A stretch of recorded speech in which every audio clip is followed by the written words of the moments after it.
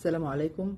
النهاردة طبعا هنكمل الكلام عن متون الأهرام قديما، اللي هو كتاب سفر تحتبت اللي وجد فيه هرم أوناس الذي يعود إلى زمن أوزير، اللي بيعتقد كثير من العلماء أنه حوالي 5000 قبل الميلاد، وأنا بقول أنه هو أبعد من ذلك، ولكن هنخلينا مع الرواية الرسمية وهنشوف الثلاث نصوص الهامة في كتاب سفر تحتبت الفلكي النجمي اللي بتوازي الآثار اللي موجودة على أرض الواقع، زي بالظبط لما بنقول لا اجتهاد مع النص، وكمان لما بنشوف الأثر موجود بيواكب هذا النص فبنقول إن كده الموضوع مؤكد أن هذه الأمور أو الآثار كانت تعود إلى زمن أوزير.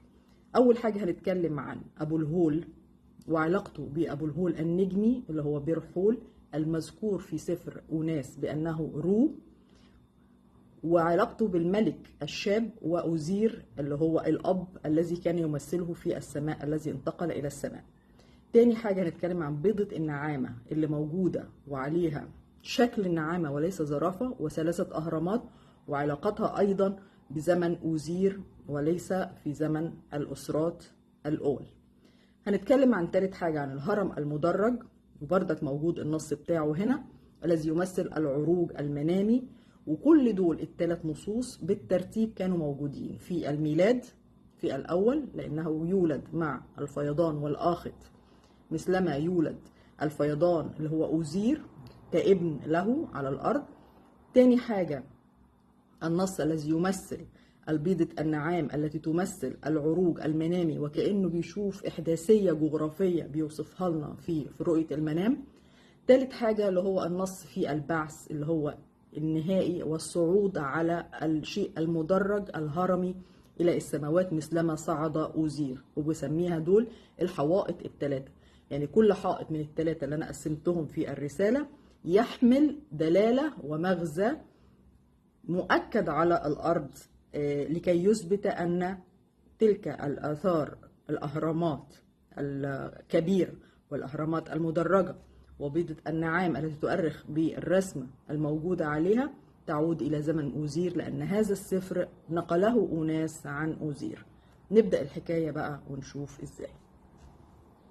برضو الكلام عن سفر هرم أوناس، وزي ما أنا قلت المرة اللي فاتت وأرجو أن حضراتكم تتابعوا اللي أنا قلته، إن هرم أوناس كان عبارة عن كتاب فلك بيتكلم عن رحلة عروج منامية خاصة بيهم، وأن السفر ده أصلا كان متاخد من سفر أقدم منه اللي هو سفر أوزير. الكهنة ما حبوش يوضحوا حاجات كتير قوي خاصة بالعقيدة، لأن هو سفر محرف اتشالت منه حاجات كتيرة من العقيدة، واهتموا جدا بالجانب العلمي والفلكي زي ما احنا هنشوف دلوقتي، وخاصة في موضوع الزودياك. فدايما احنا بنسمع بنقولك ان الزودياك ده كان بداية من الحضارة اليونانية، والحقيقة ان الزودياك هو بداية من الحضارة المصرية من اوله، في موجود في سفر أوناس او في متون الاهرامات كما تدعى قديما.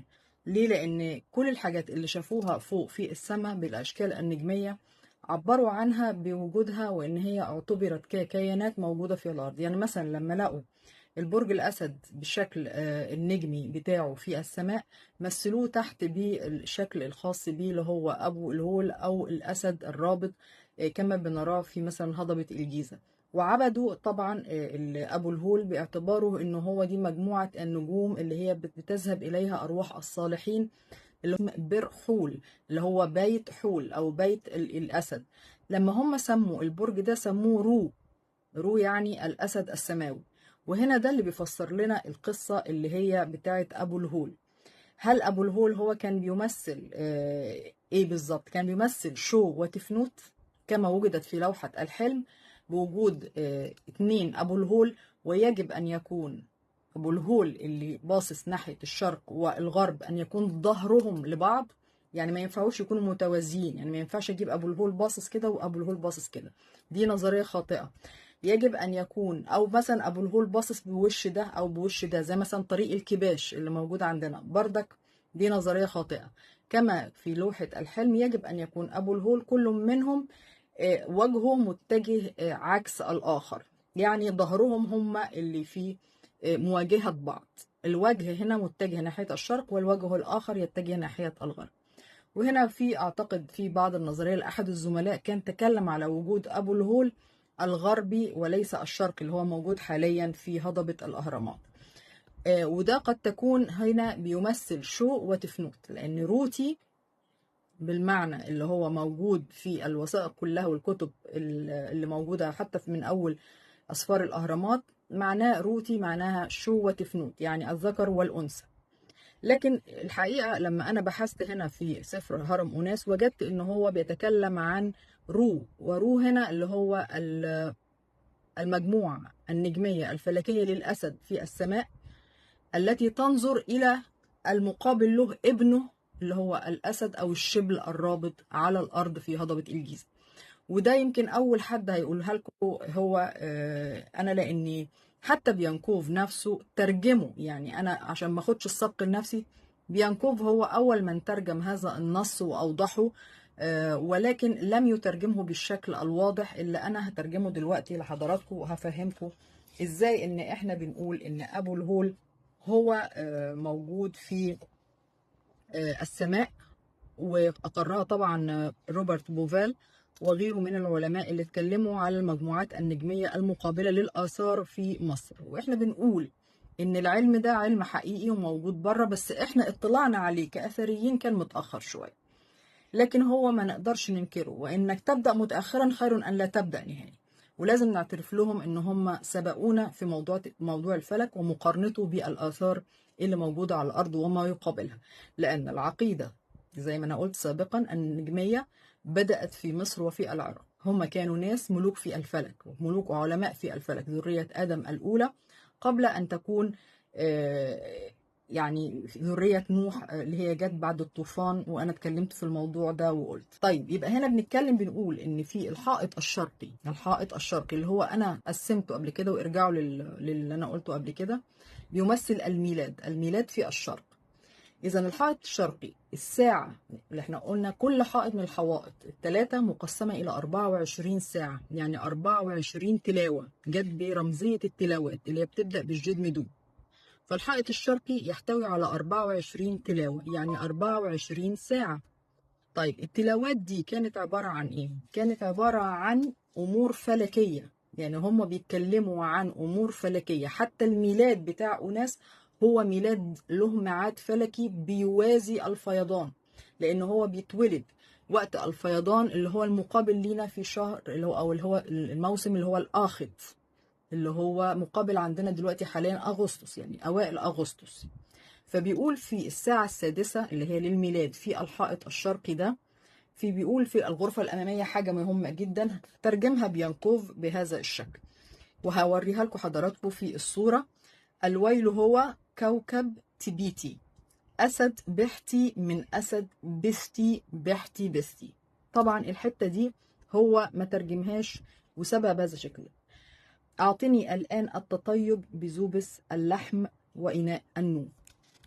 الترجمة دي في النص ده أنا قمت بترجمتها، لأن هو كتب بنفسه قال فيها بعض الكلمات السامية التي يعني ما قدرش إن هو يقربها للغة اللي هي المصرية القديمة. وإحنا طبعا عارفين إن اللغة المصرية القديمة هي أم اللغات، يعني جت منها بعد كده السامية والعبرية وكل شيء، يعني هي دي الأساس القديم اللي إحنا بنتكلم عنه. فأنا لما ترجمت اللي هو قاله وهو عامل له ترانسليتريشن كويس جدا، ما غيرتش، بس جبت أقرب الكلمات له من القواميس ومن الحاجات اللي هي العربي اللي احنا عملنا. هنا قال مثلا اللي هو الويل هو كوكب تيابتي. الويل هو يعني أتى بحتة الويل، أنا ترجمتها اللي هو المرسل، الكوكب المرسل المتطيب. يعني هو كأنه بيتكلم على إنه أوناس هو كوكب متطيب متطهر سوف يأتي وسوف يأتي إلى الأرض، يعني حاجة استشراف للوليد الجديد، لأن كل النص اللي موجود كان بيتكلم على إنه أوناس بيولد في هذا العالم مثل الكوكب أو مثل أرواح الكواكب. طيب بعد كده بيقول إيه؟ شبل من خلف الشبل، شبل من خلف الشبل الأسد، يعني الشبل الصغير اللي هتولد ده يأتي من خلف شبل اللي هو الأسد الأكبر. غصن مكسور خلفه غصن يكسر، يعني الوليد الجديد الشبل الصغير ده هيكسر زي ما اتكسر يعني الأب اللي هو الأسد الكبير. احنا بنقولها في العامية ذاك الشبل من ذاك الأسد، يعني بنجيبها في العامية بهذا الشكل. أعطني إناء التطيب زي ما هو بردك قالها، والتطهر للإناء نو. وإناء نو ده رسائل كتير قوي عندنا بتتكلم عن اللي هو التطهر بمياه معينة، ويعتقد إن هي مياه نو دي اللي هي مياه الفيضان نفسه، لأن إحنا كنا بنسمي الفيضان نون، وبنسمي النوة بتاعت الفيضان نوة، يعني حتى باللفظ ده كده نوة، وليست نهائي لها علاقة بنوح. ودي بردك من الحاجات اللي احب بردك اقولها لحضراتكم، لان نون، نظريه نون اللي عندنا وحتى ذكر في القران بنفس الاسم، هو معناه المياه المحيط الازلي، المياه اللي هي الكونيه اللي بره الكره الارضيه. لما بنقول نوة يعني معناها الفيض او المياه الغزيره. اما نوح ده اسم ارامي معناه المعزي لنا، يعني حتى افتحوا كل القواميس اللي بتتكلم في العبريه هنعرف ان نوح مختلف تماما عن نون او نوى اللي موجود في النصوص المصريه، علشان بس ما ندخلش نوح في قصه ان هو موجود في متون الاهرام او اسفار الاهرام. بنشوف طبعا ان في بيضه النعام اللي وجدوها في متحف اسوان، البيضه دي مرسوم عليها نعامه وليست زرافه. ليه؟ لان النص بتاعها اللي موجود واضح جدا في سفر أوناس اللي هو اصلا متاخد من سفر أوزير، وأوزير ده حكم فيما يقال حوالي 5000 قبل الميلاد اللي هو قبل الأسرات. بيقول فيه ايه ببساطة شديدة جدا؟ بيقول التبجيل لك النعامة على ضفة ممر متعري. التبجيل لك النعامة على ضفة ممر متعري. بنلاقي بيضة النعامة مرسوم عليها نعامة بالرقبة طويلة بتاعتها، وكأنها بتمثل نهر النيل، وبجانبها 3 أهرامات. وقالوا إن النعامة دي بتقدر بحوالي عمرها من 4400 قبل الميلاد. وهنا الكربون 14 ما يكذبش فيها، لأن النعامة مادة عضوية، يعني مادة مش مادة صخرية علشان نقول نشك إن الوقت ده كان فيها. فهنا بنلاقي أن هذا النص بيؤكد أن بيضة النعامة كانت لها قدسية خاصة عند المصري القديم، لأنها ذكرت وكأنها تمثل رقبتها الممر النيلي المتعرج الخاص به بيمر على الأهرامات. وإن الرسم ال3 أهرامات اللي موجودين دول هو رسم من 4400، إن هم شافوا الأهرامات دي. إذا الأهرامات كده بهذا الشكل وبهذا النص اللي هو بردك يعود إلى أوزير إلى حوالي 5000 قبل الميلاد، ده تاريخ ملوش بقى دعوة بأي حاجة، لأن البيضة نفسها أرخت بالكربون 14. الأهرامات لا نستطيع التأريخ فيها لأنها من الأحجار اللي يصعب جدا وجود مواد عضوية إلا في زمن الترميم، لأن الأهرامات حدث فيها تهدم كبير وحدث فيها ترميمات من الدولة القديمة بعد توقف وظيفتها تماما، وأعيد استخدامها بعد كده لحفظ أي شيء حتى الأجساد. يعني لما نقول إن هي استخدمت للدفن في الأسرة الرابعة، المدرسة الأثرية المصرية، إحنا هنا ما بنقولش كلام غلط، لا بنقول كلام صح، لأنه ده إعادة الاستخدام اللي حدث للأهرامات في الأسرة الرابعة والأسرة الخامسة وغير كده. الأهرامات كمان الكبيرة كمان اللي في دهشور كانت أقدم من الأهرامات اللي موجودة في هضبة الجيزة، لأن سنفرو هو كان الحلقة الوصل ما بين الأسرة الرابعة والثالثة. طيب في حاجة تانية مهم جدا لازم نبقى عارفينها، ان الأهرامات الصغيرة بجانب ان هي استخدمت للدفن، استخدمت كمراصد فلكية وطقسية اتعملت فيها هذه الطقوس الخاصة بالرؤى المنامية او الارتحال المنامي الخاص بالملوك لاستلهام الرؤية الفلكية. دي الكلام ده بنجد في نص واضح جدا شكل الهرم المدرج، وهحط لكم الصورة بتاعته.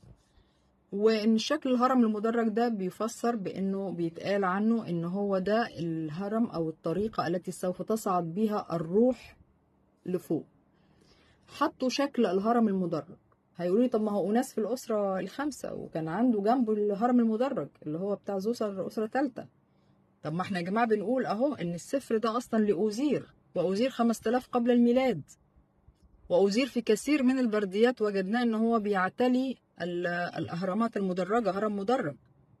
إذا صاحب فكرة الهرم المدرج وأول هرم مدرج في مصر كان هو أوزير، وده اللي أثبته بعد كده في البعثة الخاصة بالعالم كيبل لما قال إن هو وجد في الهرم الخاص بزوسر اللي هو المدرج بلوكات نجمية تعود إلى مبنى ما قبل الأسرات أقدم بكثير من زمن البناء للأسرة الثالثة اللي هي الخاص بزوسر، ووجد أجزاء من الطوب اللبن تحتوي على 4 درجات. إذن الهرم القديم اللي كان بيبنى بشكل مدرج كان يقام بالحجر الطوب اللبن، وده كان بداية هرم المدرج اللي موجود في سقارة، وجاء زوسر وجدده مع المهندس إمحتب ووضعه بالشكل الحجري، يعني هم أول ناس استخدموا الحجر مع الهرم المدرج، يبقى هو زوسر وإمحتب.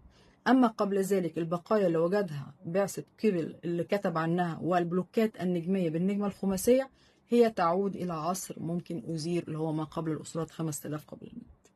إذا النص ده اللي أنا هو حطيته لكم دلوقتي حضراتكم قدامكم واقروه، بيمثل عملية عروج الروح اللي هو يعني في المنام إلى السماء لتلقي التنبؤات والأحلام والرؤى الخاصة به. إذا الحاجات هنا كلها بتشير بدو تلك الأشكال على الأرض باعتبارها أرواح تلك الكائنات النجمية في السماء، لهذا أسميناهم الصابئة المشركة، بعد أن كان هناك فصل ما بين الكيانات السماوية وما بين الكائنات أو خلق الله في الأرض، ولكن الكهنة لغرض ما حرفوا الأسفار وجعلوها بهذا الشكل.